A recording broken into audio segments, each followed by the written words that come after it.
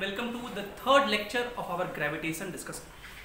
पिछले क्लास में हम लोग ऑर्बिटल वेलोसिटी के बारे में चर्चा कर लिए थे. आज हम लोग चर्चा करेंगे ग्रेविटेशनल पोटेंशियल एनर्जी का. ग्रेविटेशनल पोटेंशियल एनर्जी का.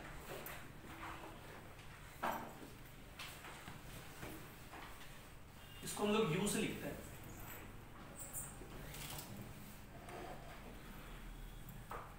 सी मैंने आपको वर्क पावर एनर्जी में पढ़ाया है. क्या पढ़ाया वर्क पावर एनर्जी में? रिवाइज करवा दें.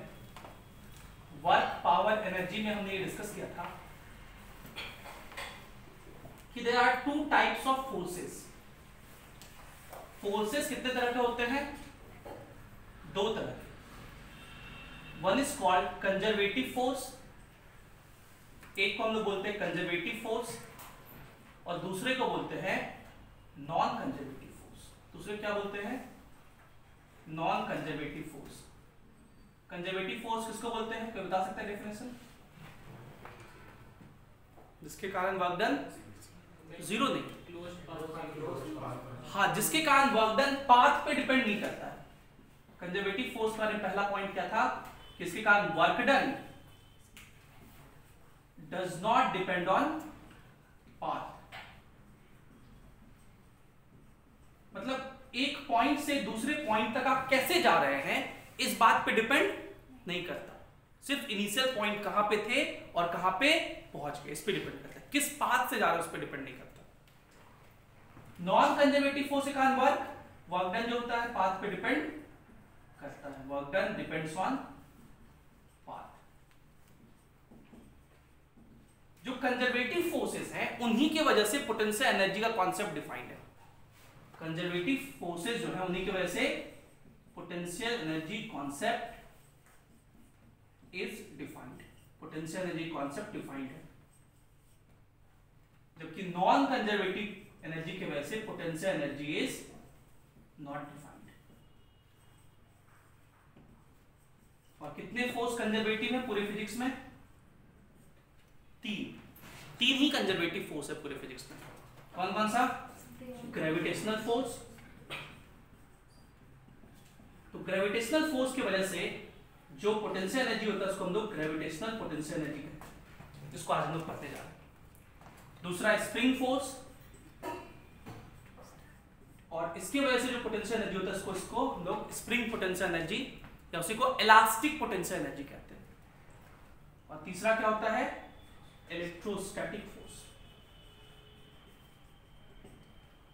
इसके वजह से जो पोटेंशियल एनर्जी होता है उसको हम लोग इलेक्ट्रोस्टैटिक पोटेंशियल एनर्जी कहते हैं. पूरे फिजिक्स में हम लोग को तीन तरह का पोटेंशियल एनर्जी पढ़ना है. Gravitational, spring, electrostatics. तीनों हम लोग सेपरेट चैप्टर्स में पढ़ते हैं. यहां हम लोग ग्रेविटेशनल फोर्स की वजह से ग्रेविटेशनल पोटेंशियल एनर्जी के बारे में चर्चा करेंगे. और बाकी सारे फोर्स क्या है? Non conservative. जैसे नॉर्मल, टेंशन, फ्रिक्शन, ये सब क्या है? नॉन कंजर्वेटिव फोर्स है. इनकी वजह से पोटेंशियल एनर्जी डिफाइन नहीं होता. तो ग्रेविटेशनल पोटेंशियल एनर्जी को डिफाइन किया गया है कि मान लीजिए कोई मास m1 है. कोई मास m1 है और इससे r डिस्टेंस पे एक मास हम लोग ला रहे हैं. कहां से?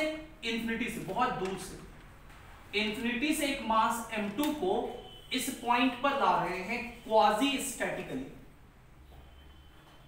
Quasi statically. What is the meaning of quasi statically? Very slowly, बहुत स्लोली. किसी मास m2 को हम लोग यहां से धीरे धीरे करके यहां ला रहे हैं. इसको यहां से यहां लाने में जो वर्क करना पड़ेगा उसी वर्क को इस सिस्टम का पोटेंशियल एनर्जी कहेंगे. पोटेंशियल एनर्जी जो होता है वो हमेशा सिस्टम का होता है. वो हमेशा किसका होता है? सिस्टम का. तो इस m2 को यहां से यहां तक लाने में जो वर्क करना पड़ेगा उसी को हम लोग पोटेंशियल एनर्जी कहेंगे. ये वर्क कितना होता है, कैसे निकालते हैं, ये सब हम लोग इलेक्ट्रोस्टैटिक्स में ड्राइव किए हैं, करते हैं वहां. तो डायरेक्ट पोटेंशियल एनर्जी का फॉर्मूला लिख रहे हैं. यहां पे पोटेंशियल एनर्जी होता है -G(m1m2)/r. ग्रेविटेशनल पोटेंशियल एनर्जी कितना होता है? -G(m1m2)/r. इस फॉर्मूले को हम लोग को याद रखना. ठीक है, कोई आपसे इसका डेफिनेशन पूछ दे तो क्या लिखेंगे, gravitational potential energy, gravitational potential energy is defined as work done in bringing one of the mass into field of other from infinity to a point quasi-statically,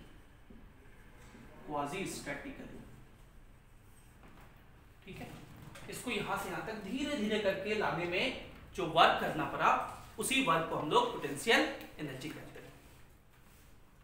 लेकिन आप लोग कहेंगे कि सर हम लोग तो बचपन में पढ़े थे ग्रेविटेशनल पोटेंशियल एनर्जी का फॉर्मूला mgh पढ़े थे ना, तो ये नया फॉर्मूला कैसे हो गया?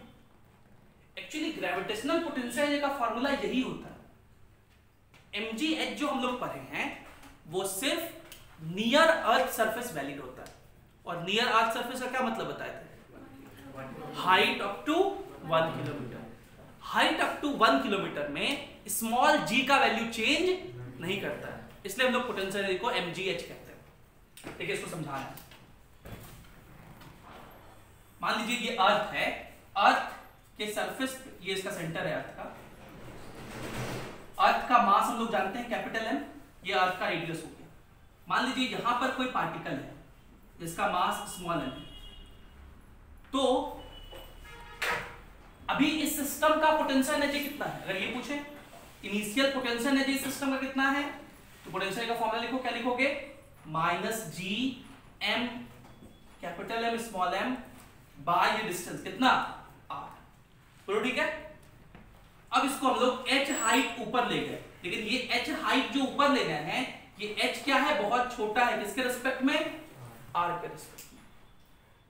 यहां पर पोटेंशियल एनर्जी पूछेंगे तो क्या कहोगे? -g mm बाय डिस्टेंस कितना r प्लस h। अब ये बताओ पोटेंशियल एनर्जी बढ़ गया या घट गया? घट गया, बढ़ गया। देखो डिनोमिनेटर बढ़ गया, denominator has increased, so quantity will decrease but the quantity is in negative. में घटना को तो बढ़ना कहते हैं ना। -5 से -4 हो गया, तो बढ़ा कि घटा? बढ़ा ना। तो ये बढ़ गया, कितना बढ़ा? चेंज कितना हुआ? चेंज इन पोटेंशियल एनर्जी पूछे तो final minus initial, -g mm by r plus h हो गया final, minus initial, minus plus g mm by r। तो यहां से जगह भी नहीं बचा, क्या लिख रहा है? Change in potential energy. इन दोनों में से g mm कॉमन ले लीजिए, यहां क्या बचेगा? -1 बाय r प्लस h, बोलो, और यहां +1 बाय r, तो एलसीएम ले लेंगे तो r into r plus h, यहां होगा -r प्लस h, होगा ना cross multiply, -r plus h, तो ये -r ये प्लस r कट गया। अगर आप लोग को नई स्टेप हम जब जंप कर जाए जब, तो आप लोग खुद से सॉल्व किया कीजिए, यहां के बाद कैलकुलेशन खुद से किया कीजिए। अब देखो h बहुत छोटा है, तो r प्लस h, भाई हाइट है 1 किलोमीटर मान लो, और रेडियस कितना है? 6400। 6400 प्लस 1 कितना होगा? अप्रोक्सीमेटली 6400। तो चेंज इन पोटेंशियल एनर्जी क्या लिखेंगे?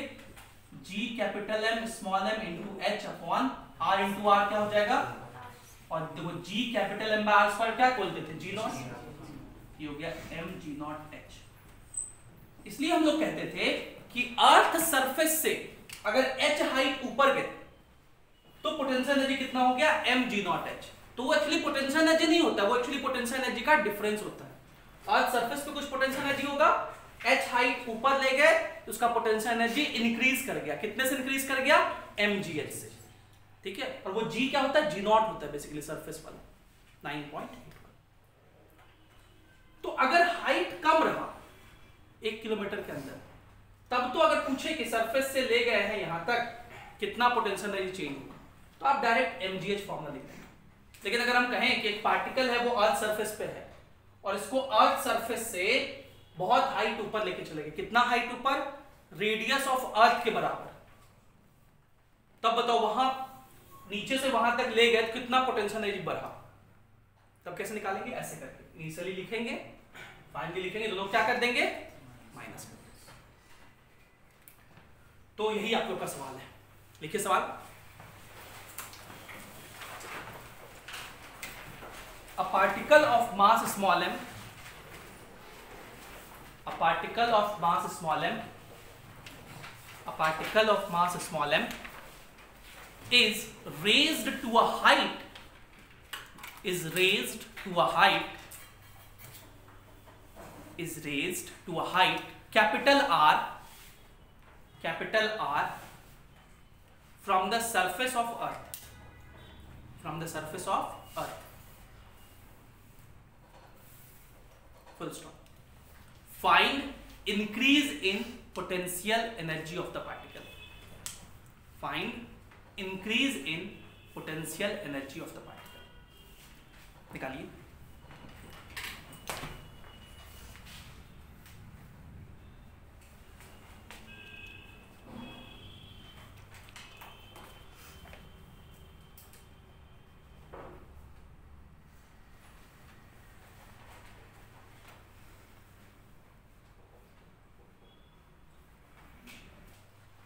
तो ये थोड़ा सा नीचे नहीं दिख रहा था, इसको मैं वापस समझा देता हूं। तो ये मैंने लिखा GMM और ये minus are capital R cut गया, H बाय ये स्मॉल h बहुत छोटा है, इसको नेग्लेक्ट कर दिए, R इंटू आर स्क्वायर हो गया। ये GM बाय आर स्क्वायर को हम लोग G नॉट कहेंगे, तो mg, ये पोटेंशियल एनर्जी चेंज होता है। ठीक है, ये सवाल क्वेश्चन सॉल्व कीजिए।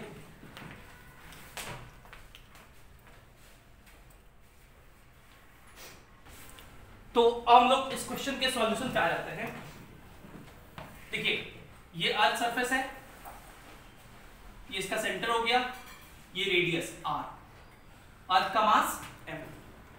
जब ये पार्टिकल यहां पे था, इसका मास स्मॉल m, तो इस समय इसका पोटेंशियल एनर्जी क्या लिखोगे? बोलो। Minus GMM by capital R। अब यहां से जब ये h हाइट ऊपर जाएगा, यहां पहुंच जाएगा, और ये हाइट कितने के बराबर है? रेडियस के बराबर। तो बताओ यहां पोटेंशियल एनर्जी क्या लिखोगे? Minus GMM by 2R।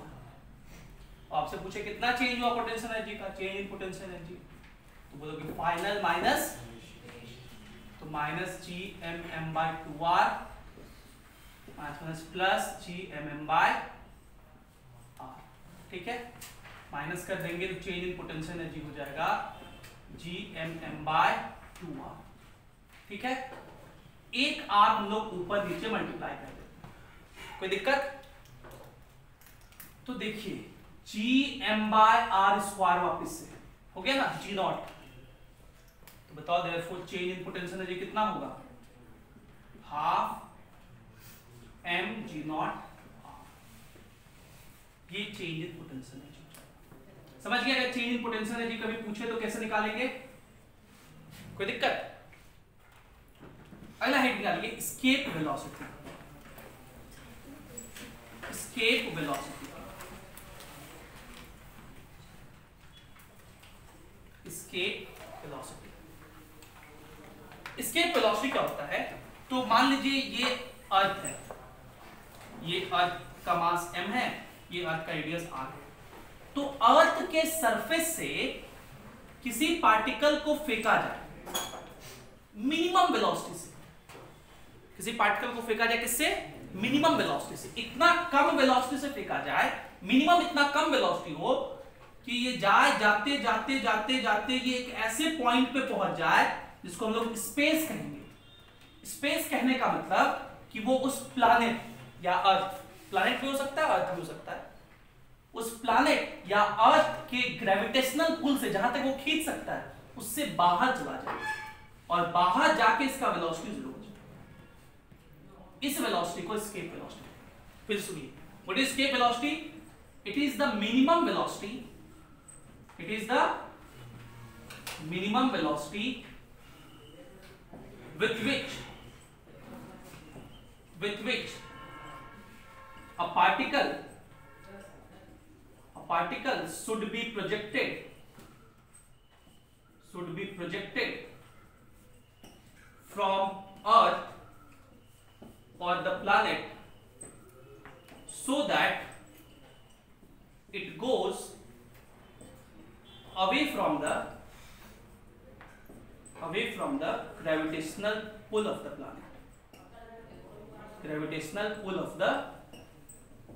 planet. या अर्थ, ठीक है। सी अगर एस्केप वेलोसिटी से फेंकेंगे तो ये स्पेस में चला जाएगा, ग्रेविटेशनल पुल से बाहर चला जाएगा और वहां जाके वेलोसिटी क्या हो जाएगा, 0 हो जाएगा। अगर एस्केप वेलोसिटी से ज्यादा से फेंक दोगे, तब वो स्पेस में तो जाएगा, लेकिन वहां पहुंच के उसके पास कुछ वेलोसिटी रह जाएगी।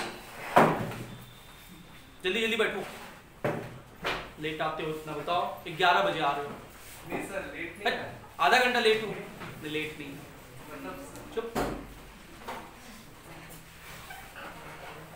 फिर से सुनिए, एस्केप वेलोसिटी से फेंकेंगे तो ये पार्टिकल ग्रेविटेशनल पुल से क्या हो जाएगा, बाहर चला जाएगा, और बाहर जाके उसका वेलोसिटी क्या होगा, 0 होगा, वहां जाके वो रुक जाएगा स्पेस में।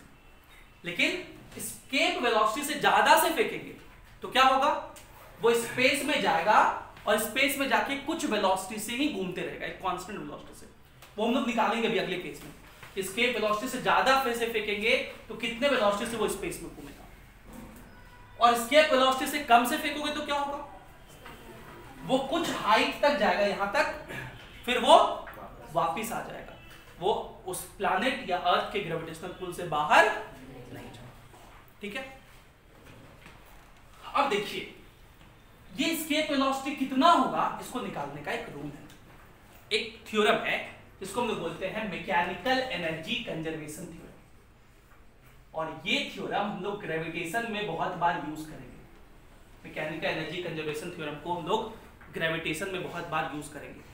सो what is mechanical energy conservation theorem? MECT क्या कहता है? एमईसीटी कहता है कि अगर किसी सिस्टम पे work done by normal tension friction, मतलब जो भी नॉन कंजर्वेटिव फोर्सेस है, अगर किसी सिस्टम पे नॉन कंजर्वेटिव फोर्सेस कोई भी वर्क ना करे, अगर ये कंडीशन सेटिस्फाई हो रहा है, then initial mechanical energy is equals to final mechanical energy. तब मैकेनिकल एनर्जी कंजर्व रहेगा। इनिशियल मैकेनिकल एनर्जी लिखो और फाइनल मैकेनिकल एनर्जी लिखो, दोनों को बराबर कर दो। तो what is the meaning of initial mechanical energy? Mechanical energy का मतलब kinetic energy plus potential energy. Final mechanical energy का मतलब final potential energy plus final kinetic energy, ठीक है। अब बताओ, जब इस पार्टिकल को फेंके तो कौन कौन सा फोर्स लग रहा है? नॉर्मल लग रहा है क्या? इससे कहीं सरफेस से कांटेक्ट है? बोलो। नॉर्मल नहीं लग रहा है। टेंशन लग रहा है? कोई धागा बांधा हुआ है? नहीं। फ्रिक्शन लग रहा है? नहीं। कोई सरफेस पे तो फ्रिक्शन नहीं लग रहा। एयर रेजिस्टेंस नहीं नेग्लेक्ट कर रहे, नेग्लेक्ट करके चल रहे हैं। मतलब एयर का रेजिस्टेंस की वजह से भी फ्रिक्शन होता है, लेकिन उसको हम लोग नेग्लेक्ट करके चल रहे हैं। तो ना ही नॉर्मल लग रहा है, ना ही टेंशन लग रहा है, ना ही तो फोर्स ही नहीं लग रहा है, तो वर्क भी नहीं होगा। तो जितना इनिशियल मैकेनिकल एनर्जी उतना ही फाइनल मैकेनिकल एनर्जी। तो इनिशियल मैकेनिकल एनर्जी का मतलब यहां पर जब ये पार्टिकल यहां पे है तब इस सिस्टम का मैकेनिकल एनर्जी लिखिए। कैसे लिखेंगे? यहां पर काइनेटिक एनर्जी लिखो। काइनेटिक एनर्जी क्या लिखोगे? हाफ mv², ठीक है। यहां पर पोटेंशियल एनर्जी लिखो, क्या लिखोगे? -gmm/r। बोलो, ठीक है। जब ये यहां स्पेस में पहुंच गया तब इसका वेलोसिटी क्या हो गया? तो बोलो फाइनल काइनेटिक एनर्जी क्या हो गया? 0। काइनेटिक एनर्जी क्या होता है? Half mv²। v क्या हो गया? 0। तो काइनेटिक एनर्जी भी क्या हो गया? 0। पोटेंशियल एनर्जी फाइनल क्या हो गया? तो ये स्पेस में चला गया, मतलब डिस्टेंस बहुत ज्यादा हो गया, इनफिनाइट। तो पोटेंशियल एनर्जी क्या लिखोगे? -gmm/इनफिनाइट। बोलो। तो एनीथिंग बाय इनफिनिटी 0 होता है। तो फाइनल पोटेंशियल एनर्जी क्या होता है? फाइनल काइनेटिक एनर्जी भी क्या होता है? 0, ठीक। तो अब मैकेनिकल एनर्जी कंजर्वेशन थ्योरम लिखो। इनिशियल काइनेटिक एनर्जी कितना है? Half V square. Initial potential ये कितना है minus G M M by R. Final potential है 0, फाइनल काइनेटिक एनर्जी भी 0। इसको उधर भेज दीजिए। So half M V square is equals to G M M by R. Small M से स्मॉल एम कटा, 2 को उधर भेज दिए तो v का वैल्यू हो गया under root 2 G M by. ये डेरिवेशन स्कूल में पूछा जाता है, क्लास 11 स्कूल एग्जामिनेशन में एस्केप वेलोसिटी का डेरिवेशन पूछा जाता है। इसके इस फॉर्मूला पे हम लोग बहुत सारी बातें करेंगे, लेकिन पहले आप ये डेरिवेशन लिख लो, फिर इसको फिर आगे बात करेंगे।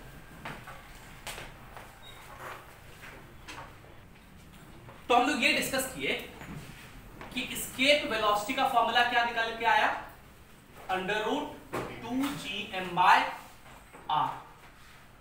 ये फॉर्मूला निकल के आया। देखो इस फॉर्मूले को ऐसा भी लिख सकते हैं क्या, escape velocity is equals to under root 2 G M by R square into R. बोलो, और G M by R square क्या बोलोगे, ये होगा under root 2 G naught into R. यहां तक कोई दिक्कत? बोलो। पिछले क्लास में याद करिए हम लोग पढ़े थे orbital velocity near earth surface, orbital velocity near earth surface, orbital velocity near earth surface, ये पिछले क्लास में पढ़े थे हम लोग। और orbital velocity near earth surface हम लोग डिराइव करके लाए थे v naught is equals to under root G naught R. याद है? देखो पीछे पलट के देखो अगर भुला गए। ऑर्बिटल वेलोसिटी क्या आया था, under root G naught R. तो देखो इस फॉर्मूले को, एस्केप वेलोसिटी को हम लोग ऐसा लिख सकते हैं, root 2 into under root G naught R. बोलो, और रूट जी नॉट आर को क्या बोलोगे, orbital velocity. So this is the relationship between escape velocity and orbital velocity. This is the relation between escape velocity and orbital velocity, but this is orbital velocity near earth surface, ये भी ध्यान रखना। तो this is the relation between escape velocity and orbital velocity near earth surface, इन दोनों के बीच relation. एक बार JEE mains 2016 में देखो सवाल पूछा था, जेई मेंस 2016 में क्या सवाल पूछा था,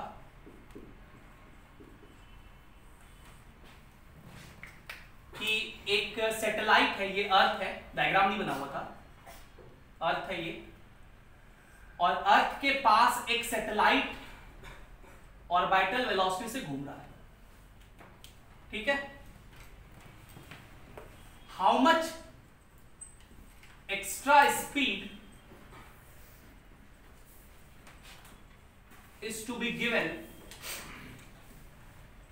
so that it goes away from gravitational pull of earth। बता सकते हो कितना चाहिए होगा? अभी इतना है v नॉट, कितना और एक्स्ट्रा स्पीड दे कि वो एस्केप कर जाए, मतलब ग्रेविटेशनल पुल से बाहर चल जाए। 0.4 v नॉट सॉल्व करके बता रहे हो, गलत है मेरे ख्याल से। हाँ, रूट 2 माइनस 1। देखो कितना एक्स्ट्रा दें, तो हाँ वही 0.4 है। हाँ सॉल्व करके तुम सही बता रहे हो, 0.4। तो कितना एक्स्ट्रा दे, जैसे मान लो मेरे पास 15 मीटर पर सेकंड का वेलोसिटी है, फाइनली 20 करना है, तो कितना एक्स्ट्रा दोगे, 5। कैसे निकाले, फाइनल माइनस इनिशियल। तो फाइनल कितना है, under root 2 G naught R, ये देंगे तभी तो ये क्या होगा, एस्केप करेगा। बोलो, माइनस इनिशियल कितना है, under root G naught are.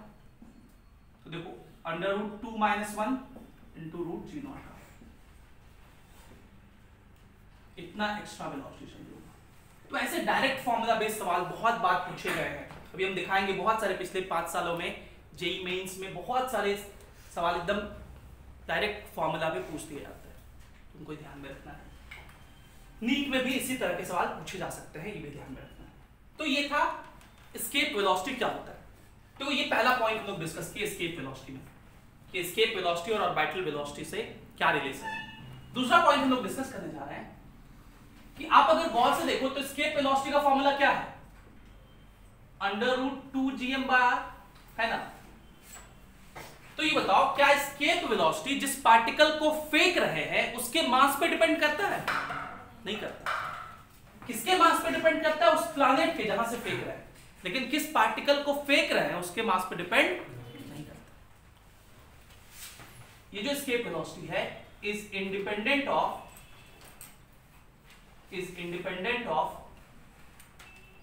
mass of particle being projected. However, it depends on mass of planet and radius of planet from where it is projected.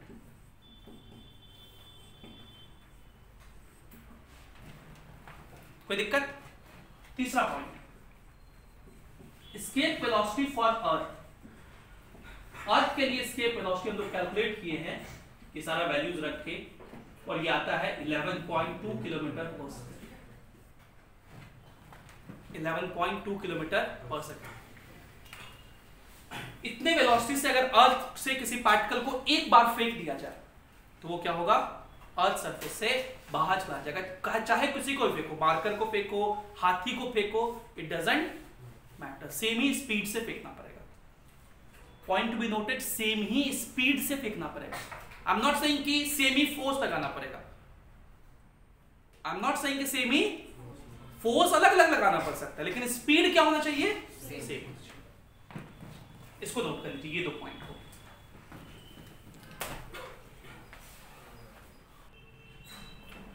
तो फोर्थ पॉइंट हम लोग discuss करते हैं। हम लोग discuss कर रहे हैं एस्केप वेलोसिटी से रिलेटेड पॉइंट। अब सोचिए, अगर प्लैनेट का मास बढ़ते जाए तो एस्केप वेलोसिटी बढ़ेगा कि घटेगा? बढ़ेगा। अगर रेडियस घटे तो भी एस्केप वेलोसिटी बढ़ेगा, है ना। रेडियस डिनोमिनेटर में है, रेडियस घटेगा तो एस्केप वेलोसिटी क्या होगा? मतलब मास अगर बहुत ज्यादा हो तो भी एस्केप वेलोसिटी बहुत ज्यादा, और साइज अगर बहुत छोटा हो तो भी एस्केप वेलोसिटी बहुत ज्यादा। स्पेस में बहुत सारे ऐसे डेंसली ऑब्जेक्ट है, डेंसली ऑब्जेक्ट मतलब उनका मास बहुत ज्यादा है लेकिन साइज बहुत कम है, छोटा है। स्पेस में ऐसे डेंसली ऑब्जेक्ट्स को हम लोग ब्लैक होल्स कहते हैं। अगर उनके लिए एस्केप वेलोसिटी का वैल्यू लाइट के स्पीड से ज्यादा हो जाए, समझिएगा फिर से। There are some celestial bodies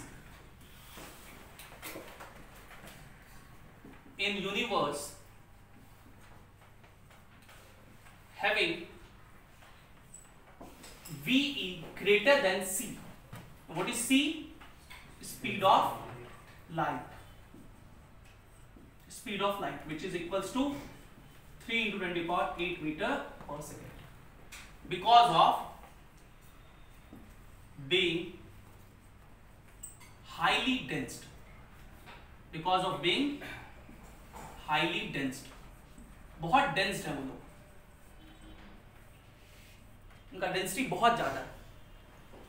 अब देखो, अगर एस्केप वेलोसिटी लाइट के स्पीड से ज्यादा है तो आइंस्टाइन ने एक थ्योरी ऑफ रिलेटिविटी दिया था, and he said in 1905 that nothing can move at a speed more than the speed of light. मतलब स्पीड ऑफ लाइट से ज्यादा स्पीड किसी का नहीं हो सकता, and he proved this also, and you will also prove it when you will be in your graduation classes. ठीक है, आप इंजीनियरिंग मेडिकल में जब जाओगे तो फर्स्ट ईयर में पढ़ना होता है।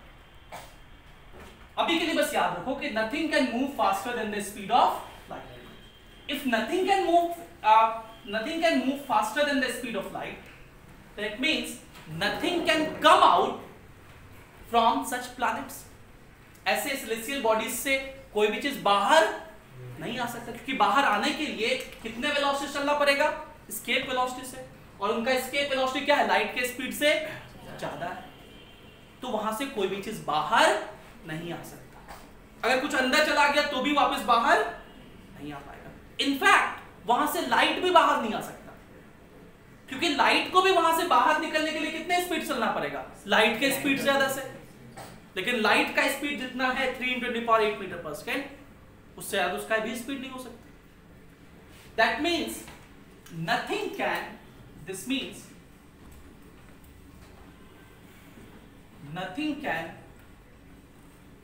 nothing can come out of such celestial bodies, comma, not even light, and they are called black holes। इनको हम लोग क्या बोलते हैं? Black holes. This theory was postulated by Einstein way back in 1905। इस थ्योरी को आइंस्टाइन ने postulate किया था कि ब्लैक होल्स नामक कोई चीज होता है, ये एग्जिस्ट करता है, but he postulated it, he said it, he was not able to prove it, है ना। Later on, few years back in 2016-17, some waves were discovered and scientists call them gravitational waves।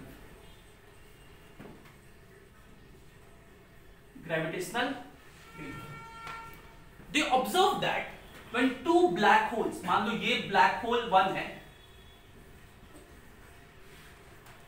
and this is another black hole 2। Now I just said that these black holes have very high density, मतलब मास इनका बहुत ज्यादा होता है। तो मास बहुत ज्यादा है तो इनके बीच का जो अट्रैक्शन फोर्स होगा, भाई ऑब्वियसली बात है, न्यूटन का ग्रेविटेशनल लॉ क्या कहता है कि every two body of universe attracts each other. ये इसको खींच रहा होगा इधर की तरफ, ये इसको खींच रहा होगा, है ना, और दोनों के बीच फोर्स कितना होगा? Gm1m2/r²। इनका मास बहुत ज्यादा है तो अट्रैक्शन फोर्स भी क्या होगा? So because of their mutual interaction, when they move, they create this gravitational wave। So they are created by gravitational, they are created by gravitational attraction of two black holes। Gravitational attraction of two black holes, दो black holes के gravitational attraction से वो create होते हैं gravitational wave, and scientists found it in 2016-17। Later on, last year in 2019, a giant telescope, a giant series of telescopes were constructed। बहुत सारे telescopes को, बहुत सारे बड़े बड़े टेलीस्कोप्स को पूरे वर्ल्ड में सब जगह लगाया गया, सबको जोड़ा गया, बहुत सारे पिक्चर्स लिए गए और सब पिक्चर को मर्ज करके एक पिक्चर ब्लैक होल का ऑब्टेन किया गया। In 2019, this array of telescope was known as Event Horizon Telescope। This was a question of 1 crore in KBC, Event Horizon Telescope। This was the name of that telescope that was constructed in 2019 to capture the first ever image of black hole। To capture the first ever image of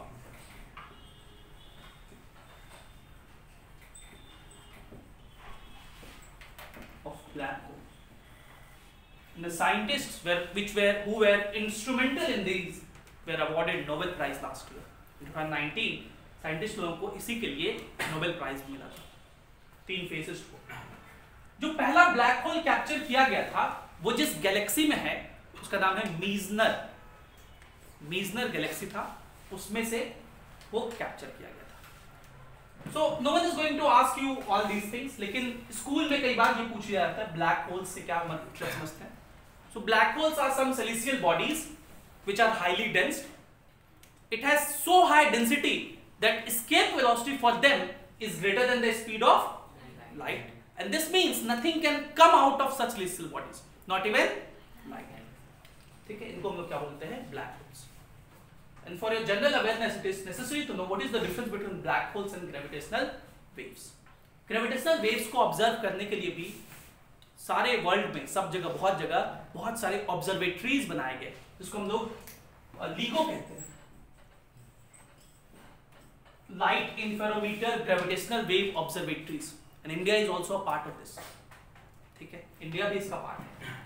anyway, I hope this is clear. ये समझ में आ गया सब लोगों को? इसको note कीजिए, फिर आगे बढ़ते हैं. सो 2 पॉइंट और लोग एस्केप वेलोसिटी करते हैं. This was point number 4. Point number 5 is कि अगर मान लीजिए ये अर्थ है या ये प्लैनेट है, ये रेडियस है, और यहां से एक पार्टिकल को हम लोग फेंक रहे हैं. ये जो फेंक रहे हैं ये एस्केप वेलोसिटी से ज्यादा वेलोसिटी से फेंक रहे हैं. किस वेलोसिटी से फेंक रहे हैं? एस्केप वेलोसिटी से ज्यादा वेलोसिटी से. बताओ, ये पार्टिकल स्पेस में जाएगा कि नहीं जाएगा? जाएगा. ये बहुत दूर चला जाएगा. स्पेस में जाने का मतलब कि वहां पहुंच के इसका पोटेंशियल एनर्जी क्या हो जाएगा? 0, क्योंकि डिस्टेंस बहुत ज्यादा हो गया. लेकिन क्या स्पेस में जाके इसका वेलोसिटी 0 होगा? नहीं. एस्केप वेलोसिटी से फेंकते तो वेलोसिटी 0 होता, लेकिन अगर एस्केप वेलोसिटी से ज्यादा से फेंके हैं तब स्पेस में पहुंच कर भी इसके पास एक v' वेलोसिटी रह जाएगा. आपसे पूछ रहे हैं कि ये v' कितना होगा? सॉल्व कीजिए. ये v' मुझे चाहिए.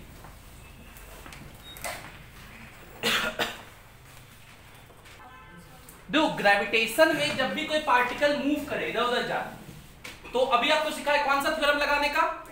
Mechanical energy conservation theorem. तो लगाइए, यहां पर मैकेनिकल एनर्जी लिखिए. यहां पर काइनेटिक एनर्जी कितना लिखोगे? बोलो. इनिशियल काइनेटिक एनर्जी कितना लिखोगे? Half m. इसका स्पीड v है, v नहीं है. कितना है? Half m v square. Potential energy कितना लिखोगे? -gmm/r. यहां पहुंच के पोटेंशियल 0 हो गया. काइनेटिक एनर्जी फाइनली क्या लिखोगे? Half m v' square. दोनों को बराबर कर दो. मैकेनिकल एनर्जी, ये पूरा मैकेनिकल एनर्जी, ये पूरा मैकेनिकल एनर्जी. तो मैकेनिकल एनर्जी कंजर्वेशन थ्योरम लगा दीजिए. क्या लिखेंगे बताइए? Half mv square -gmm/r is equals to half m v' square. कोई दिक्कत? देखो, स्मॉल m सब जगह से नहीं पढ़ गया. इस इक्वेशन में 2 से मल्टीप्लाई कर दो तो हो जाएगा v square -2gm/r is equals to v' square. कोई दिक्कत? और 2gm/r को ve, एस्केप वेलोसिटी होता है √2gm/r, तो v स्क्वायर कहेंगे. तो v square -v square is equals to v' square. Therefore v' कितना हो गया? √v square minus v square. तो देखो, बुक में ना ऐसे बनाता है, मैंने अर्थ यहाँ ऐसे बनाया, कुछ लोग अर्थ ऐसे बनाएंगे. कोई बड़ा चीज नहीं है, एक ही चीज. वो अर्थ तो बोल है ना जी, हम ऐसे ही फेंक सकते हैं, ऐसे ही फेंक सकते हैं, स्पेस ही में जाएगा सब जगह. और आखिरी पॉइंट, 6 पॉइंट इसके लिए है. चलो मैं एक ऐसा भी बना के दिखाता हूँ. ये अर्थ है, ये अर्थ का सेंटर है, ये अर्थ का रेडियस है. तो अगर मैं यहां से एक पार्टिकल को फेंकूं जिसका स्पीड एस्केप वेलोसिटी से कम हो, तो क्या होगा? ये स्पेस में जाएगा नहीं जाएगा? नहीं जाएगा. कुछ हाइट तक जाएगा. इस हाइट पे पहुंच के इसका क्या 0 हो जाएगा? वेलोसिटी. क्या 0 हो जाएगा? वेलोसिटी. क्योंकि अगर वेलोसिटी रहता तो ये और ऊपर जाता. तो यहां पहुंच के इसका वेलोसिटी क्या हो जाएगा? मतलब काइनेटिक एनर्जी फाइनली क्या हो जाएगा? क्या पोटेंशियल एनर्जी फाइनली 0 होगा? हाइट अभी है. यहां फाइनल पोटेंशियल एनर्जी क्या लिखोगे? -gmm/r+h. तो बताइए ये कितना हाइट तक जाएगा? मतलब इस हाइट का एक्सप्रेशन निकालना है इस v के टर्म में और r के टर्म में.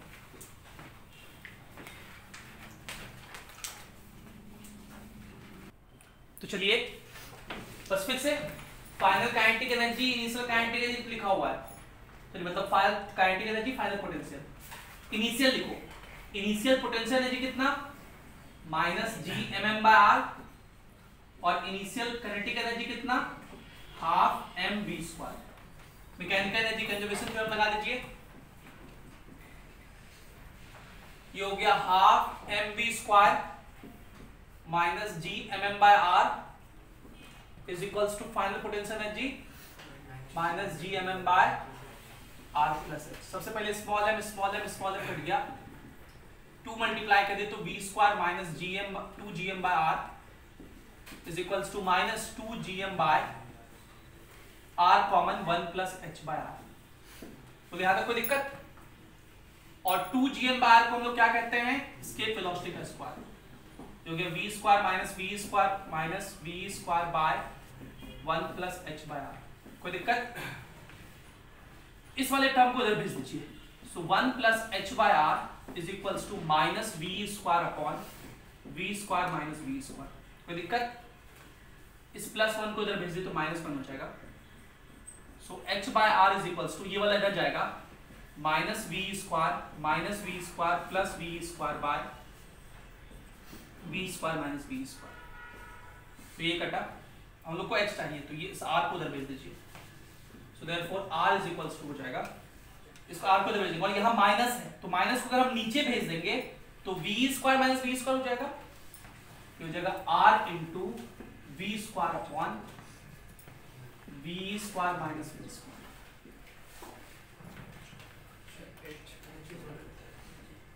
अच्छा यहाँ h होगा, सॉरी h का ही फॉर्मूला होगा, ठीक है?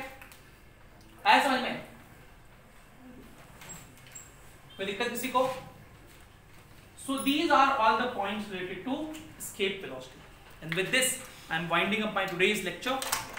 अगले क्लास में हम लोग केप्लर्स 3 लॉ पढ़ेंगे, right? So this is it for the day. Thank you for being with us. Have a great day.